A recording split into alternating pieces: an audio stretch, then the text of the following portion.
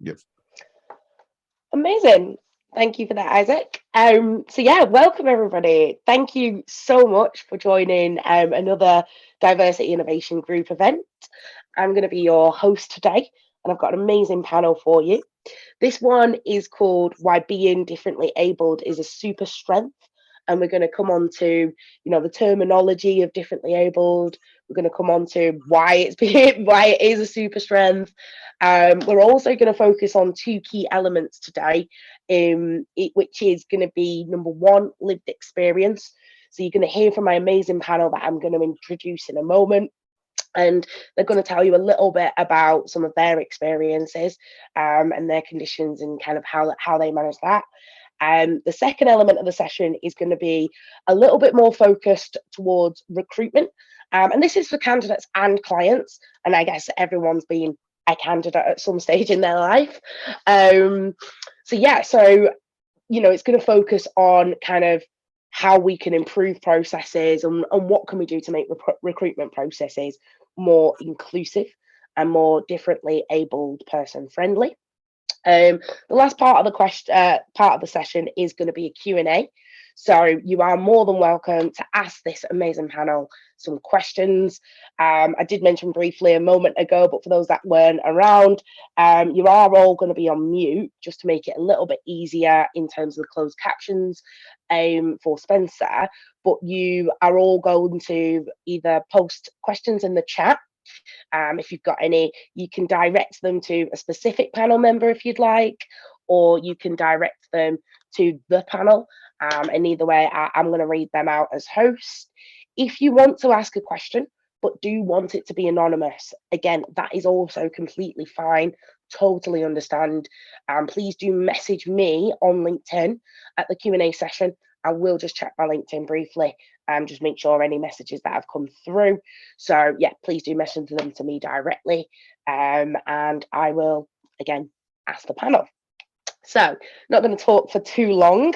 For those of you that have joined knowing what D.I.G is, thank you so much for being a member and being a supporter, and it's amazing to see you.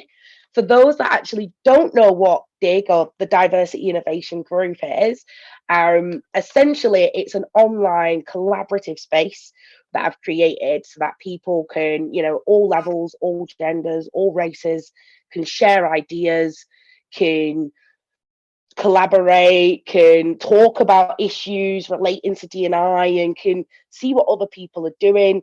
I also run these events, about 3 events a year, and our stories article series and a video interview series called My Journey With. But if you want any more information about D.I.G, because we haven't got time on this session just now, please do either, again, get in touch with me directly, message me, or there is a link in the chat for you to join the group so you can have a look and read through for yourself. So let's kick off and introduce the panel. First and foremost, we have Isaac Harvey. He is absolutely incredible. I'll let him tell you a little bit more about himself. But then we also have Spencer Collins, who's most recently, he's been with Admiral, supporting there, and he's a D&I consultant. And then last but not least, we also have Heather Payne, absolutely fantastic. She is a neurodiverse professional, but she's also a director of technology at Sky. So again, can tell you what it's like being at those senior levels and how she got there. So kicking off, please, I would say, Isaac, let's start with yourself. Okay. And I do apologize if you hear baby noises. It's my niece is here, and she's having a great time here. But yes, so my name's Isaac, born with a disability called limb pelvic hypoplasia, which means I have no arms, short legs. I have a weak pelvis, so I'm unable to walk, but I rely on a wheelchair to get around day to day. And I have scoliosis, which is the curvature of the spine, which is being corrected by metal work. And on top of all that, I have reflux, which is or acid reflux, that is problem with my stomach basically.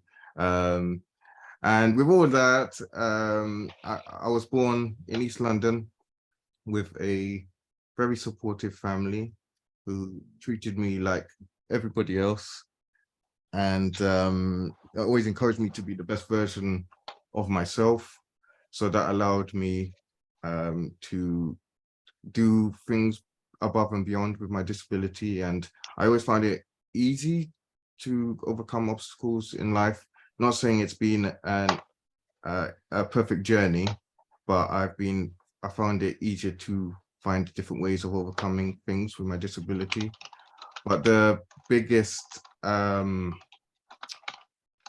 struggle that I had was with my mental health, and that was a journey in itself.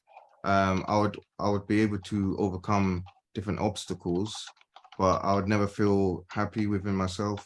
And I have great opportunities, and I would always wonder why I would always feel down. You know, I carried the Olympic torch, I've gone skiing, skydiving, but internally I wasn't happy. So I thought, okay, the only way for me to be happy would be to be successful in my video career, because I'm a video editor. So I wanted to be big on YouTube, and that didn't work. So I ended up thinking, okay, I guess being in a relationship is going to make me happy. So I strived for that for ages and realized that wasn't really helping me either. So once I got into a relationship, I still wasn't happy. And then on top of all that, I was seen as this inspiration. Isaac, who's done a skydive, Isaac's done skiing and all of these great things. I thought the only way to be quote unquote an inspiration is to only show the good side of things. So I only showed that side of me, which wasn't a true representation of my life. And it was that vicious cycle. All those three things got to me, and it got to a point where I was like, yeah, I can't keep like this. So for the first time in 2018, I took a step back, took a breather, and I was like, I need to learn about the mind and why I'm feeling how I'm feeling. And that's when I remember the film that I'd watched many years prior, called Lucy.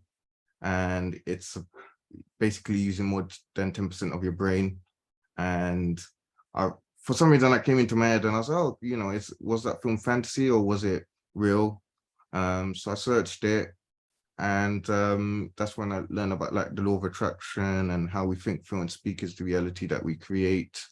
And it kind of made sense why I was feeling down, because the way I saw life and not being so self-aware, and the way I was feeling was the reality that I was creating. So I changed that perception on life, and I became more of a driving force once I understood that, because like I said, disability was things I could overcome with, but now that I had myself mentally with it, I was able to see life a whole lot differently and use that. And now I use the knowledge that I've learned on LinkedIn, where I share stories, and I've been able to connect with amazing people, with the 3 other people with me today, where I'm learning and educating, and yeah, just being part of a really cool community. And there's probably a lot more to come, and I'm looking forward to it. As long as I'm internally happy, I'm just going with the flow. Oh, thank you so much, Isaac. Honestly, you are an inspiration. Just everything you've been through to get back up, to want to make a difference to the world and to stay positive is just absolutely a super strength. Like, I don't know where it comes from. You're amazing. Next, Heather, why don't you start telling a little bit about yourself, please? Hi, I'm Heather. So I am neurodiverse. For those people who don't know what neurodiversity is, it's somebody who thinks differently. So I have autism, dyslexia, and dyscalculia. So I have problems with writing, I have problems with reading, I have problems with numbers. I am very good at maths and I'm very academic and I can write brilliant stories, but I have challenges, let's say, due to the way that I think, and I'm also highly good at problem solving. So my brain literally is wired differently to neurotypical people, so to people who are not neurodiverse.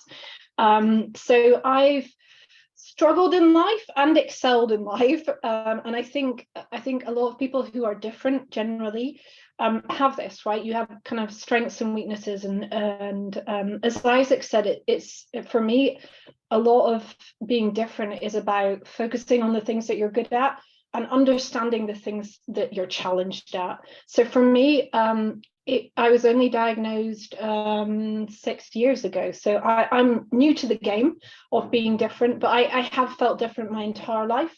And in the same way as Isaac had challenges with how he thought about life, I had the same. I've always felt extremely different. I've always felt like the odd one out.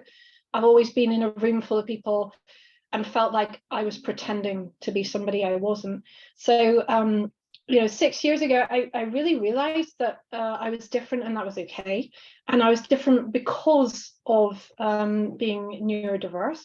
And in a very similar way to everyone else on this call, what I decided to do with that is to start educating people on the fact that it's okay to be different. And equally, the fact that actually, I've been a CTO, so I've been C-level in organizations for, again, 6 years, which is when I suddenly realized how different I was. But actually that's led me to be able to do a C-level job because of the way I think differently, because I can think of innovative solutions that other people can. I can kind of break through problems that other people can even understand where to start. So I think for me, being a woman in tech, being neurodiverse in tech has major but equally someone's at the front door, clearly. Being able to fight through those challenges, but then start to really excel, right, in the fact that you're different, and to stop fighting. I think a lot of people who are different, this is what it's about, realizing that actually it's not a fight every day. If you understand who you are and you recognize and equally ask for the support that you need. So I need support to do my day job, right? Just to be clear, right? If I don't have a PA to help me with writing and checking my diary and things like that, I really, really struggle. So I need support, but equally, there's lots of things I can support other people with. And I think in general, these are the things I really want to bring across today. There's a lot of things that us as individuals can do to help other people in the weaknesses they have. But equally, it's a two-way process, right? We all need help of some kind, and being brave enough and vulnerable enough to say, I'm not as awesome as I appear, which is Isaac. I love that, the way you said that. I'm not as awesome as I appear. I do need help, and actually that's okay. And I'm brave enough to say that. And I'm vulnerable enough to let you know that, but you have to, respect that, and I need to be able to trust you in that. Equally, doing the same for other people, being there for other people, and allowing those things happen. Sorry, I do have to get the door, but that's my intro. Thank you. No worries. Apologies, I was on mute there. And thank you for that, Heather. Really, again, everything she said, and the idea that we all need help sometimes. It's so true.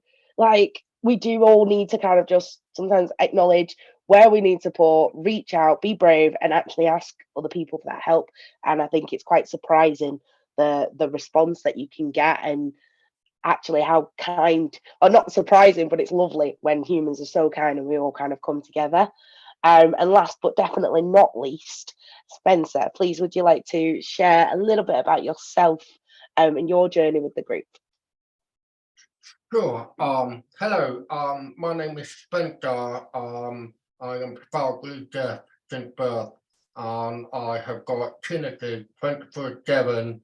I was born and bred in Worcestershire, up in Leeds, and I have been educated all my life in a mainstream school where I had to go to the difficulty, where I had to meet with the children with no disability involved. That got me into a very difficult position because there's no empathy involved. involved. So I will transfer to a spectral school down in the south. And thank God we have what we call a PHU, which stands for Parker Hilly Unit, which is a special unit for the deaf and disabled children. And it was a very, it's like having our own disabled world, so we can engage with other children, other forms of disability. But to get them to the point where we could get involved with the hearing children, it could have put me into a panic mode. So although I've got anxiety attacks, I have a fear of I don't want to put myself into a difficult position if I step into the hearing group. But we get a lot of like funny reaction from children when they label because we got the disability. So over the years growing apart, I went to college, I went to work at a company. Those days we didn't have the technology, it was hard work, and I had to rely on my mother to do all the legwork to help me with communication. Although I can't hear on the telephone, and it's a jolly hard work when everything the supermarket who apply for a job or if you want to buy things, everything comes with telephone, and I can't hear on the telephone, so I have to use my parents. And I just want to become independent like everyone else, and I want to be empathy like everyone else. And it was good hard work and that's where I come in, I step up and be a part of the disabled organisation to support hospitality, retailers and entertainment to ensure that they have the right facilities to ensure they can keep in touch with the deaf customers and also engaging them at the same time. But again, it's all about money, and they keep saying, "Oh, we think about it," and it can be a net of issue. But the third that we have what's called the Disability Discrimination Act. Now, so the Equality Act 2010. I have been very successful working with two disabled organisations that don't quite a lot of product that they get customers. And then the time goes by, and then I'm working for the household manager. I was a house manager at one point. The technology came the pager, and people can drop me a message on a pager. And the first bit technology I've ever come across, and you don't need a telephone, and I get a message from the principal telling me what to do. It's like the first like a eureka moment where I can engage to the technology, and then the time goes by. I mean, today I have been working as a disability inclusion specialist to ensure every company have the right support for everyone, including the deaf and disabled people. Thank you, Spencer. That was amazingly and eloquently put, and I really appreciate you sharing that. And I can't even imagine how it feels like your biggest wish was to become more independent growing up, and also just the success at having done it. And again, that strength, that testament of character. So well done, and thank you for sharing. I guess before we move into the more recruitment sort of part of the session, I did have one question for you all that I thought would be quite nice just to kind of ask and answer. And apologies, I didn't let them know this in advance, so this is not pre-scripted.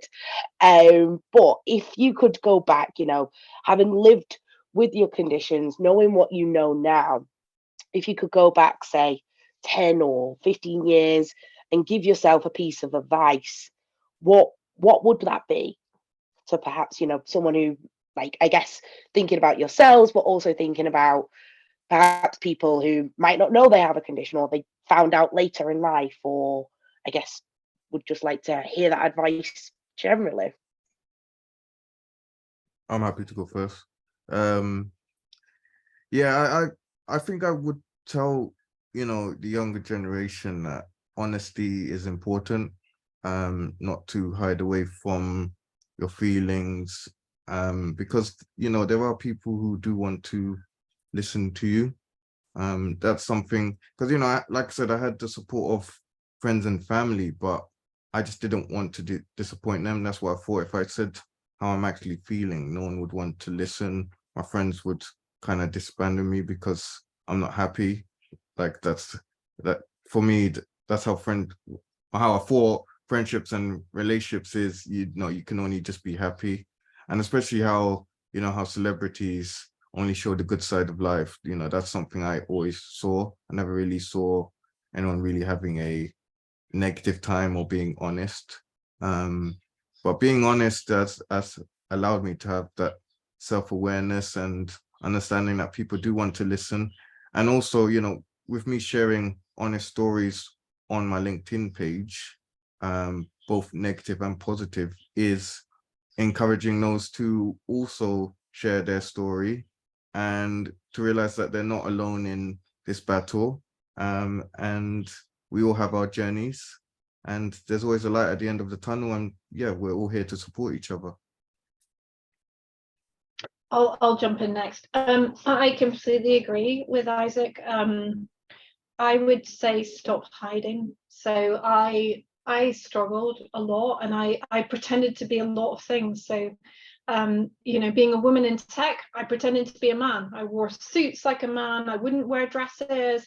I'd wear big jumpers to hide. I've got big boobs. Sorry, everyone. I wore big jumpers to hide the fact I had boobs. I didn't want to be different, so I tried as much as I could to be the same as everyone else. My career really took off when I stopped pretending not to be me. I mean, pretending not to be like everyone else and being me.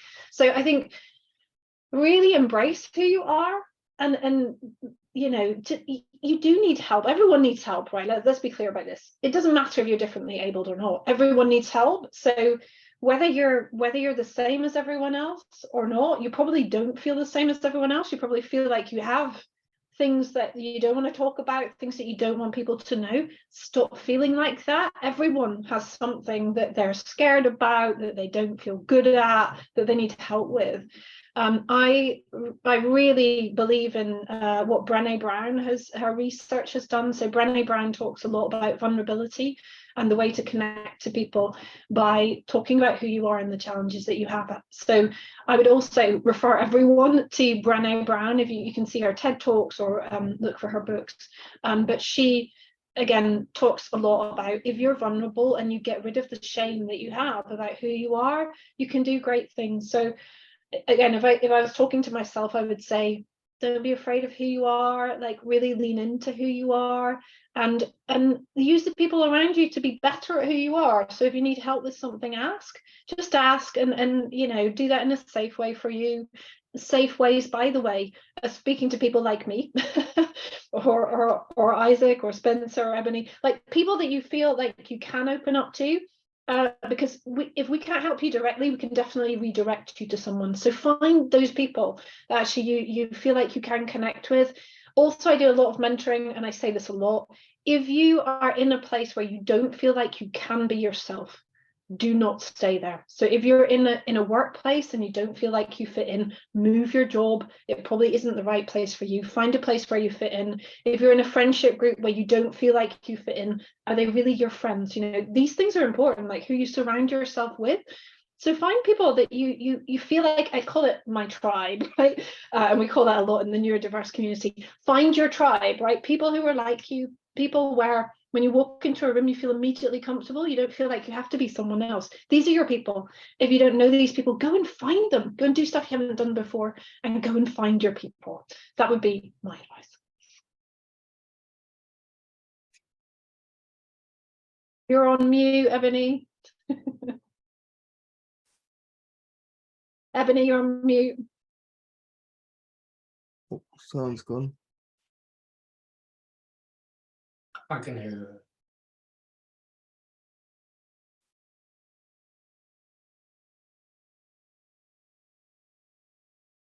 Oh, I can't hear. I get good morning, can you hear me? I'm hope you can hear me. Basically, I totally agree with Isaac and Heather. I don't know if you're aware that in the report there are 62% of the employees in the workplace have got hidden disability, and that includes for those who've got mental health like bipolar, depression, ADHD, even anxiety. So again, I totally agree with what Heather said. To be yourself, to be open. And today we are moving forward with the world of equality, diversity, inclusion, and I think very important to know to not feel fear or frightened about who you are as a person. For me, to be gay person. I don't, although I look normal, but I do have got disability, and people get the wrong idea in terms of when they think about the word deaf. They think I cannot hear on the telephone, I cannot talk, I need to use a sign language. Yet I could do sign language. I have an interpreter to translate me in sign language, but they regard it quite a complicated area, but I think it's very important if you can ask and say if your father deaf to check if you need some help with communication worker, or if you need help with reading or anything. There's always a way around it. And I don't need to know about access to work. Access to work is been good, and you can get it from the Department of Work Pension. And they're there to support companies to ensure they provide the best service for the disabled candidates. So it is, that's why we are very grateful that what we have today is done 30, 40 years ago. Because I remember when I had my first job when I was 17, life was so much easier because there was no these days, although I don't want to reveal how old I am, but when I applied for a job, there was no TV. My mother gave one of the company a call and gave they were basically, and they called back, yeah, come over tomorrow. And then we had an interview. They know about my disability. They get, well, we can put you into a job where you're good to your hand and you can start straight away. Now, things have changed. I mean, it's becoming very challenging. But I think, in all fairness, we need to work around with the recruitment sector to ensure how we can put things right for everyone, not just for the disabled, but for everyone. So, yeah, I totally agree with what Helen and I get. And that's why it's so important we work together in a government, and we are in the world of revolution and technology. And now, before I can export, I mean, today we've got Zoom, and I'm very grateful for the closed captioning. I remember when we had the COVID, but there was no closed captioning going like, how am I going to follow everyone? Now we've got the closed caption. Then LinkedIn had the Zoom came out, there was no closed captioning. So it's a learning curve for everyone. So it's so important. If you have got something like you've got the strength in you, maybe you can share it with other people. The more people learn from you, the better chance of improving the quality of life, the quality of service for everyone.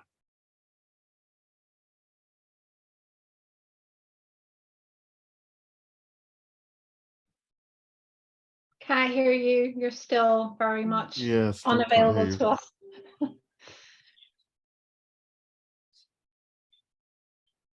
Okay, I'm gonna take over from Ebony until she gets back online.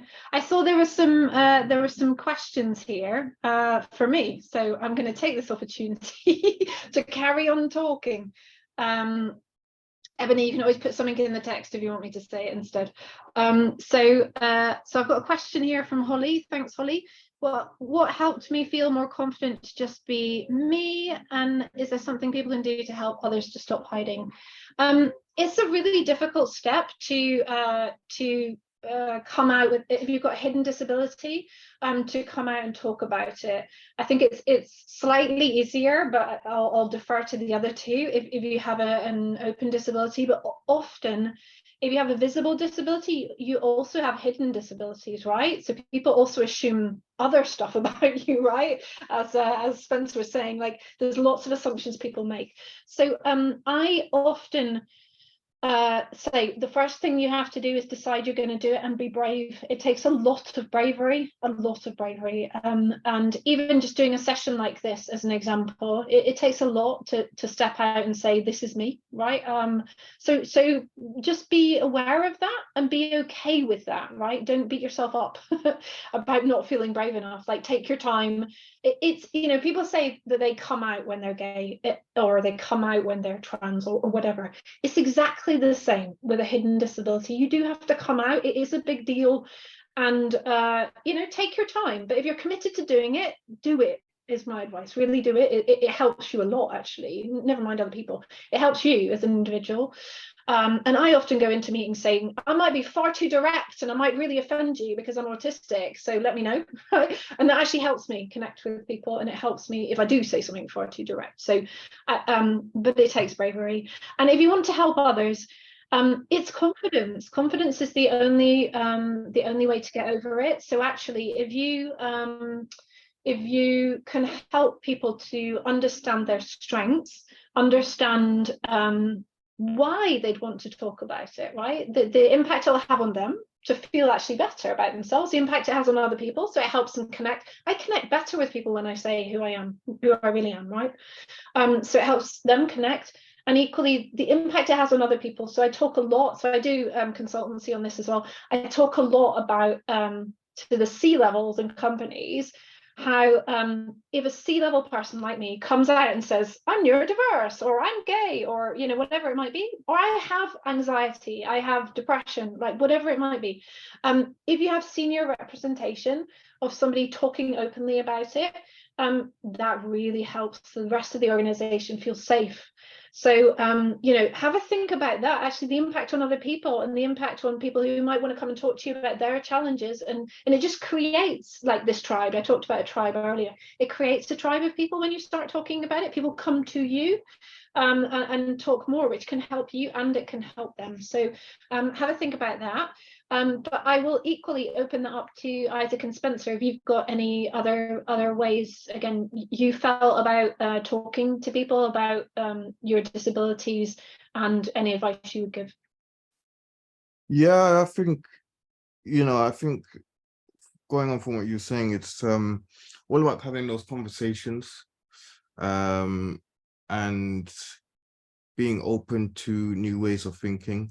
On Monday, I did a talk to medical students, talking about why disability is important in healthcare.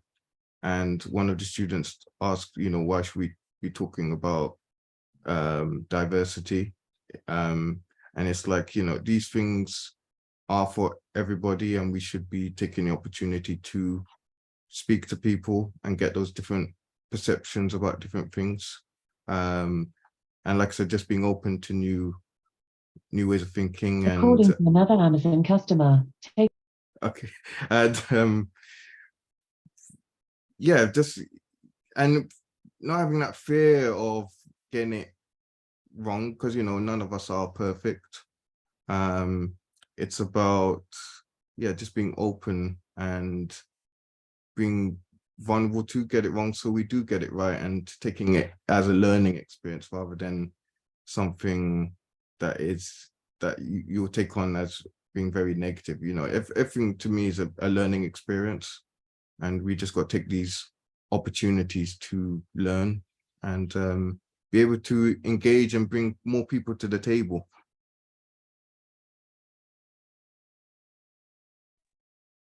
Spencer, do you have any comments on that? Yes, I totally agree. There's a lot more going on in terms of how we can put it right for people with disability, including human disability. But again, everything is good about learning curve, but not, I mean, it's happened to every company when people got to do some training. It doesn't matter if it's about separating, or it doesn't matter if it's about the other aspect of diverse training. But it's just a matter of how we can put things in place for people to understand better for the younger generation. Because we've done for the last 30 years, we've learned from the experience. But what we try to do, we try to empathy for other people. We try to put the role model to ensure they can have a fully understanding about us and about other people. But in terms of how we can make it right, we are not God. I know that we are not God, but what we try to do is we try to make things right. And hopefully one day in the future that there will be time that, like for example, with the bank, I have had, I'm not a big fan of bank, because they often keep with the old-fashioned routine, because if there was a problem in my account, they expect me to give them a call, although they have done their training. But it's how big the company is. So it's a matter of it needs to be more training, and I think it's how we can get people to come across with a voice. And if you have people with disability in the company, you need to, it's better to hear their voice. You can train the role model, empathy role model, and maybe do some workshop training, and then you can have a clear understanding of how you can make it right from today to the future. Because in the near future, well, I don't know what could happen. Things will become like a robot thing, like I get talking about the Alexa. I mean, I can't use Alexa because it's all audio, won't work for me. But I know in the future there will be a smartphone that they can link to the Alexa that can convert the audio to closed caption.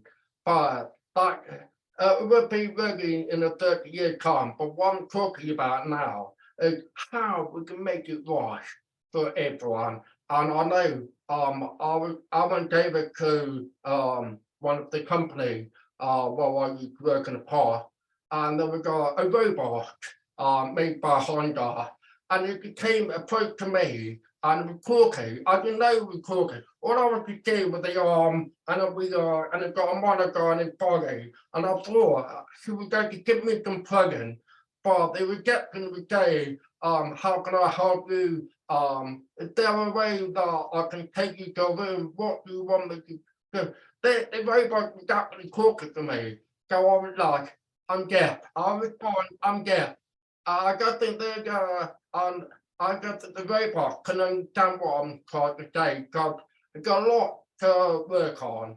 So I totally agree with her and again, got a lot of work going on, and what I would like to see in the 20-year time, love would be perfect for everyone. So who knows? Oh, thank you, Spencer. Hopefully you can all hear me now. And Yeah, you're back. perfect. You're back. Oh, amazing. Thank you, guys. And thank you, Heather, for like literally picking up seamlessly from that technology issues there. Where would we be without it? But also when it breaks, it ain't good. So I actually, just because I've noticed, I think we've done the questions that were in the chat before. I actually have a question for the panel, but anyone else who's got one, please do. Now is your opportunity. Sorry, Ebony, there is another question in the chat, and I just want to say to everyone, I've been posting a lot of stuff in the chat. So I posted Brené Brown links. I also posted the Help to Work scheme that Spencer was talking about, and how you can access that and what it does. So if you don't know how to access the chat, if you go to the bottom bar and click on a little bubble icon that says chat, then it will appear and you'll start seeing that. So anyone that wants to ask any questions, go to your bottom bar, click the chat thing, and then you'll see it. You can also type in a question to ask us anything live. We'd love to answer. It also has our LinkedIn bios there. If you want to reach out to us directly or just see what we're chatting about and follow us, please do that. Sorry, Ebony, I'm taking over, but do you want me to just answer the one question that I can see? I was going to say, yeah, please. Unfortunately, when I left the session just to try and fix the headphone issue and the mic and come back in, the chat started fresh for me. So I thought that we'd dealt with both. So apologies. So yeah, ask yours and then I will ask you mine because it is a little bit recruitment focused and I'd really love to give the audience the answer to that particular one. The question is, Heather, did you feel the need to hide your disability? How did you deal with that? I did. Yeah, I very much did. It wasn't great, actually. So I had a brilliant manager actually who said to me, "You're like overly direct in meetings, and if you continue being like that, it basically makes you seem aggressive, and I think you need support in understanding that better." Now, at the time, I was like, "What the hell? This is, I don't agree with you." In my very direct, aggressive nature, apparently. What I found, so I engaged with the coach, and that's actually how I realized I was neurodiverse. So I think it takes not just the bravery of the person who has the disability. So a lot of people are diagnosed with neurodiversity later in life, right? Because it's not, particularly in women, but in people who don't present in this normal way, which is a white boy form, right? Which you've probably all seen in Rain Man, and the stuff you see in the media is the stereotype. And lots of people don't present like that at all. Lots of people are not introverted. They're highly able to talk, highly able to do a lot of stuff and get very far in their careers, right, without ever realizing. But they do always feel different, and they are always singled out or told, like say, this aggression or directness is a real problem.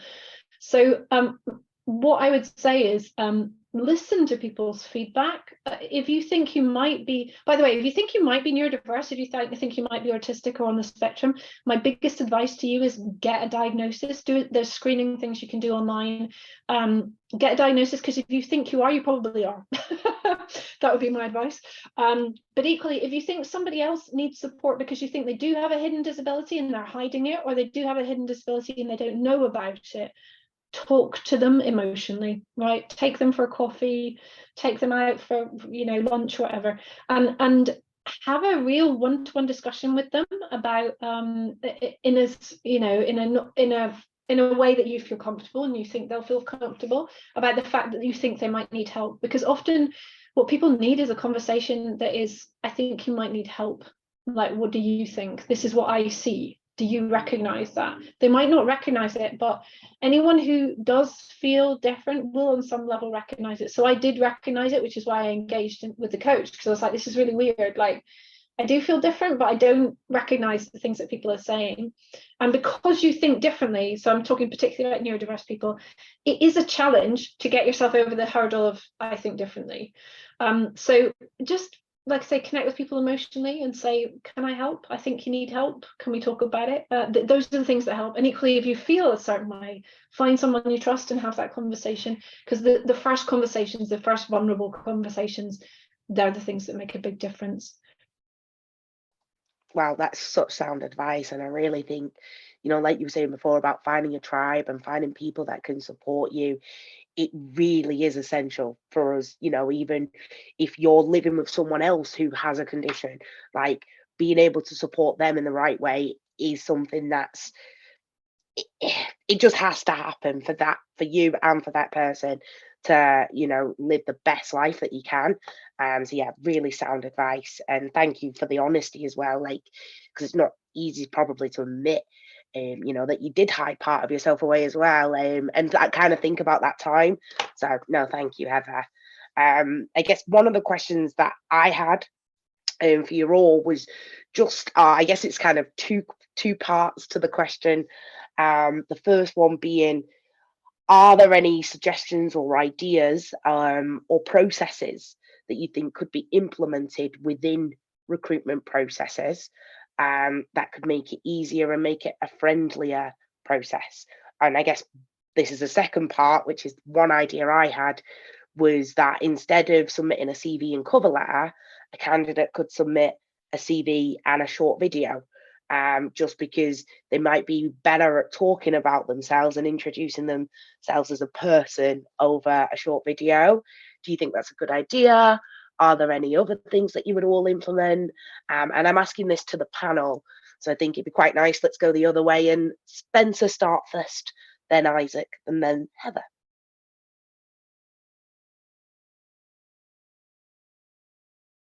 So Spencer, if you'd like to start. Yes, for the recruitment process, for me, I would always check the application process, I'm talking about for the get candidate. They cannot hear on the telephone. I think it's very important if we could give them an option. So when people fill out the application form and they cannot hear on the telephone, maybe we can have a drop-down box there to say, I'm happy to leave my WhatsApp, or I can do by email, or I prefer to use video TV. So you have some choice. If you could give them a choice, then it's shown that you are being equal as everyone else. But I know that most of the application process have got the disability policy. So if you have a disability policy put in place, it's shown that they are being aware that what you are covering, the support for the disabled candidate. Because there are people like, for example, they deaf British Sign Language. They do not understand the reading. They have some difficulty to understand how the application process works. And it's nice to have an interpreter to be put in place. So I think it's very important if you have the like a drop-down menu boxes on the application process. And also more important about the application process is the disability policy, the disability monitoring. I mean, for people with disability, it can confuse them. So if you can make it clearer, maybe put an eagerly, like an eagerly platform where people can download and have the understanding, the meaning of why you want like people with disability had to do the disability monitoring checks, like all the tick boxes as part of the training. But what they want to know, what do you do for them? So I think if you can provide that sort of platform for people with disability, so that could be benefit of them. I hope it helped. Yeah, that's a really solid idea. Thank you, Spencer. And Isaac? Yeah, going on from what Spencer was saying, I think, it comes to three things. It's about having choice, options, and flexibility, because, there's so many people who have the skill set for a job, but when it comes to the recruiting process and it not being accessible for certain individuals, that's it. Immediately, they haven't even got to the point where they have got to the interview or being able to even want to get to the job because they just don't have the options to apply and get to that job. And yeah, it's just, having a lot more flexibility. So a lot more people have the opportunities to be able to apply and get involved in jobs. So for example, I like your idea, Ebony, about having videos. People may want to type, and that's the power of Zoom and Teams. You can do it virtually. So there's all these different options, and it's just for these companies to start implementing all these different ways.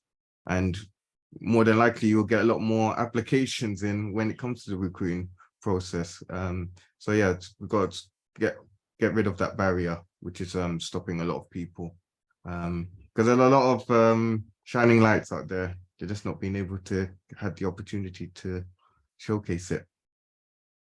I completely agree. And I really think, people need to start either thinking outside the box or bring someone else, bring a consultant in, bring a recruitment partner in, whoever, and get them to do that thinking outside the box for you. And there's no shame in kind of going, we need support with this, because the main thing is that you get those people, you get those shining lights, you give them the opportunity. So however you get them in, that is the main thing. So yeah, no, completely agree. And Heather, I know you're going to give us some words of wisdom. So I want to speak really broadly on the topic of inclusion, but I'll start with neurodiversity, but I want to go broader on this one. So for neurodiverse people, in the same way that everyone else said, actually getting in the door is really difficult. So for example, if somebody is very introverted, or if they have issues with things like Zoom. So, some people don't like sitting and seeing lots of eyes and stuff like that. Just getting to that interview is a real problem. Equally, a lot of neurodiverse people need to be prepared, right? That is something they need, not want, they need. So having the interviews ahead of time, like that's for most organizations a no, that is a must for neurodiverse people. Like, let me be prepared. You don't need to give me questions I don't know what they are. Tell me what the questions are so I can perform. So the accessibility of interviewing is, I think, across the board a problem. But I want to talk widely about inclusion. So when I talk widely about inclusion, there are a lot of issues with different cultures and backgrounds and constraints. So as an example, I'm a single mom. I need flexibility in my working. So if your job description doesn't talk about flexibility, I might be ruled out already, right? But I might not feel like I can apply. So women, there's a lot of stats on this. 80% of women won't apply for a job if there's one line in there that they think they can't do. As opposed to men, most men will apply for it if there's something that they can't do in there. So, I mean, even just like, are you ruling out a lot of people because of the language you're using or the experience or constraints you're putting in that JD? The other thing is about like degrees, things like that. A lot of people in tech ask for computer science degrees. Don't get me started on that. You don't need a computer science degree to excel. I don't have a computer science degree. I have an engineering degree, but equally, I don't need a degree. If I'm good at tech, I'm good at tech. Some of the best people in tech are hackers. They dropped out of school. So can we stop putting people in buckets and forcing people out of the bucket by saying, oh, you must have a degree, you must work 9 to 5. Well, what if I've got an autistic child I need to care for? What if I have a disabled grandmother that I have to deal with and I can't do 9 to 5? Does that really rule me out of the job that you're asking me to do? Probably not. Can I do this part-time? Probably. So, we need to think about the JDs and we need to think about the process, because a lot of people are ruled out before they get anywhere. They're just ruled out by the words in the JD. So yeah, I'm very passionate about this subject, as you might hear. So yeah, like, can we just think about the fact that other people have come from different backgrounds, have different constraints, and that is okay. How do we make our jobs available to those people? If they're coming back from the military, they've just been in Afghanistan or somewhere, right? How do we make it accessible for people who are changing their careers? So these are the things we really need to think about. And if these things are not happening in your company, but they're not something that you do directly, so if you're not doing hiring directly, you can go to your hiring manager, you can go to HR and ask them to engage in a working group that helps this, because your company will have working groups that are helping. So if you feel passionate about the subject, even if you're not a hiring manager, go after it, because it's really, really important, and something I think is needs a lot of work in most companies, I'll be honest. Yeah, I agree. And I also think, two things. One, it's everybody's responsibility in some level. We are all humans. We all need to support each other. In the same way that we would want that support if it was us on the other side of that coin. But secondly, I think, again, you're right, Heather. I think companies, whether it's your CEO, whether it's your heads of HR, whether it's senior leaders, or you go to that committee for that group, I think they will welcome your thoughts, they will welcome your passion, but those who speak the loudest, you know, actually get things done. So I think the more people who can go to those leaders and say, this is something we need as a business, well, eventually they will go, do you know what? There's a business case for this. We're getting a lot of people coming in, and a lot of people telling us, and a lot of people saying they're unhappy because we're not doing this right. So yeah, couldn't agree more with you there, Heather. So thank you for that. Now we are at the 1:30 mark. So that is the official time that this session ends. So anyone who does need to leave, I just want to say thank you so much for joining. Thank you for coming on and listening. It's been amazing to have you. So please, no worries if you need to go. The panel have agreed to stay around for another sort of 10 to 15 minutes, just in case anyone does have any other questions. So I'll give it a couple of minutes, but please put those in the chat if you do have another question or two. But yeah, and I can just see the comments coming in. I'm so glad that everyone has found it insightful and really enjoyed the session. It's amazing to hear. One thing I did just want to kind of read out to the panel. One of the people have said, thank you so much for being so vulnerable and your courage and sharing your stories, your resilience and never give up spirit, and it inspires them. So yeah, thank you. And I couldn't echo that comment myself like any better, honestly. Yeah, thank you. I do want to say Yeah, something quickly. Yes, yeah. Just Thanks, going on Isaac. no, that's fine. Just going on from Heaven degrees, you know, for me, I did A-level media to do video editing, and the school gave me software which they did. So basically I had a learning support assistant during class, but they weren't great when it came to computers. So teaching them how to edit on top of that was going to be impossible. So the school ended up giving me software where I would be able to do that independently at home. But because I had Macs and I had a PC, they couldn't teach me it. So I self-taught myself the whole video editing through YouTube and things. And from that, I've been able to create videos for companies and different organizations and individuals. And that's not through a degree. So, you know, you have the skills and organizations need to see that, you know, I don't have a degree to prove it, but my skills do. And I think thanks for sharing that. I think that's really the point. A lot of people who have taken the time and energy to self-learn are better, frankly, than the people that just took a traditional route. That's my experience anyway, and that's my bias, let's say. I have a bias towards what I call wild cards. So if people apply for roles who kind of look like they shouldn't be in the application process, I actually make a point of speaking to them, because I'm like, you've taken a lot to apply for this when you clearly don't have some of that experience. So tell me why you've done that. And more often than not, like one of my best hires was somebody who was returning from the military, and he was just amazing, like really. And I just said to him, look, I'm going to put you in this role. You don't have the experience, but I'm going to give you that opportunity. And he was one of the best people I've ever hired. So you know, it's challenging our own bias on stuff and saying, can I give this person a go? Because they've come through this, they've clearly, you know, got a lot of passion. But I do think passion and that enthusiasm is there's something to be said for it, right? So if you've gone out and learned something and done something and applied for something, you've got something different. And I think that having something different is the topic of our discussion. Having something different in terms of that even different career path and putting yourself out there and being vulnerable, going for a job that somehow you appear not qualified for, that there's a lot to be said for that grit. I think grit is a thing, you know, real thing you should look for.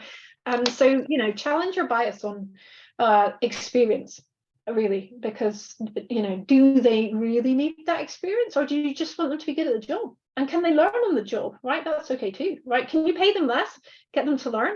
Because you're going to have a great employee if you teach them how to do something also. So yeah, great advice, Isaac. Yeah, literally. And I think everything you've said, you know, that in taking that chance, it really inspires that loyalty as well. And you will get so much more from a personal reward and from a professional reward, and you will get an amazing professional. So yeah, couldn't agree anymore, actually. And I think it's really interesting, actually, how, like you said, taking a chance, it turned out more amazingly than you'd ever thought. No, so thank you, both of you, Isaac and Heather and Spencer as well. You've all been such an incredible panel, from starting and planning this session a few months ago to actually today, and how we've delivered it, and everyone seems to have really enjoyed it. So there's no more questions in the chat, but if anyone does have anything and they kind of, it comes to them later, please, again, drop them to me in a message. I can field them to the panel members. I'm sure that they will absolutely have no problems, kind of, it might take a few days, they are all busy, but no problems getting an answer back for me, and then I can obviously come back to you. If you do want to join the D.I.G group and see more of these events in future, again, there is a link in the chat, so please do use that. Join the group if you're not already. And then last but not least, in the panel members, again, there is a link in the chat to connect with everybody and reach out to them directly as well if you've got any more thoughts or questions, or just want to have a chat with them because they're so amazing. Please do. And yeah, thank you so much. Honestly, without you all being here, without your support, we wouldn't be able to have the impact that we do, and I think it's just amazing. So thank you, and I hope you all have an absolutely brilliant day and rest of your week. So take care. Thank you. Bye. Thanks.